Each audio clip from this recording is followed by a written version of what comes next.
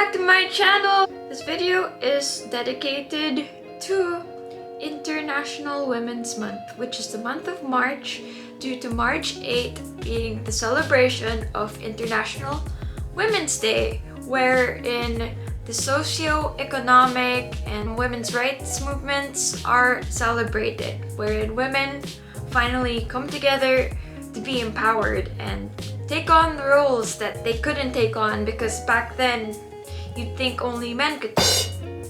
And with this being said, I will be recommending books related to feminism or International Women's Month.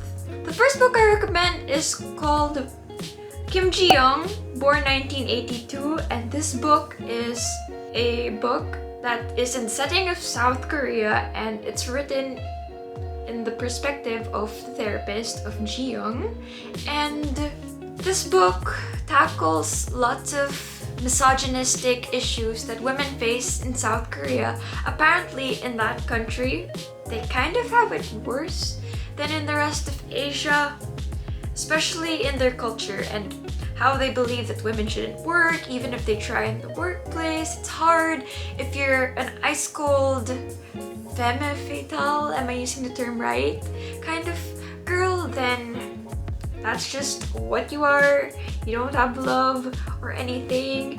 It's just because of your uniform. It taught me that just because women are in uniforms that have skirts and really long sleeves that hide stuff because it quote-unquote distracts the men, then it means that they can't play sports. But the reason why they can't play sports is because of what they're forced to wear. And wow, it's a good realization that I gained from that book. And there are a lot of other misogynistic or horrible experiences that happen to women that are said in that book. And in a book club discussion, we actually found out and that we coined that Kim Jiyoung is actually a very common name in Korea. So in the title itself, it actually shows that most women, or bazillions, bazonks, tons of women experience. The next book that I recommend is called Educating Women Leaders. It's by Dr. Pinky Valdez, and she used to be the president of my old school, Assumption College. It's because there are rarely all-girls schools anymore nowadays here in the Philippines, and it focuses on girls from St. Sco, Miriam, and Assumption College. And it shows the techniques used to educate women leaders, to form them, to empower them, make them speak their minds and be strong women. And this book is sort of written in the style of a research paper. Yeah, it's very statistical. I haven't read the whole thing yet, but it's a good book. And if you want to know about how you can empower other women, then you should read this book because everything starts through education. Revolution wouldn't happen without awareness because ignorance is bliss. You wouldn't act against anything if you weren't educated. So I really do recommend this book. Next book I recommend for International Women's Month are actually books with an S.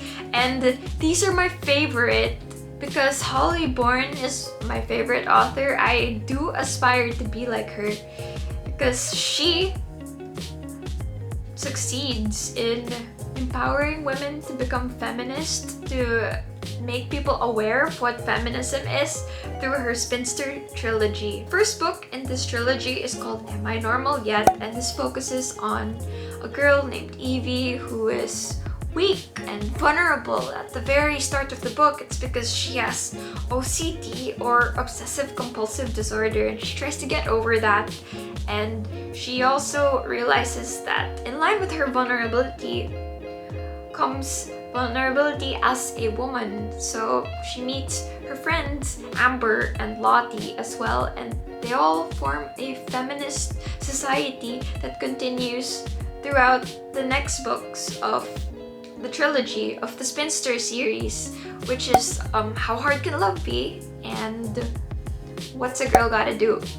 and how hard love can be also tackles more than feminism. It's very intersectional because it tackles cultures like British culture and American culture and what the experiences of women are like. At the same time, it's YA, there's romance, it's very engaging, and that's why Holly Bourne is the best writer to me, because she manages to make all these teeny, sort of mundane, sort of angsty experiences into something that people will appreciate, something that's relevant, and something that's just wow. The third book, What's a Girl Gotta Do, is more of a feminist book in the college setting, because there's the FemSoc, or the Feminist Society, and it shows radical feminism and what it's like, what it could be in a school setting, which is an easy and fun read, but it's also relevant. The next book I recommend is Girl, Woman, Other by Bernadine Evaristo.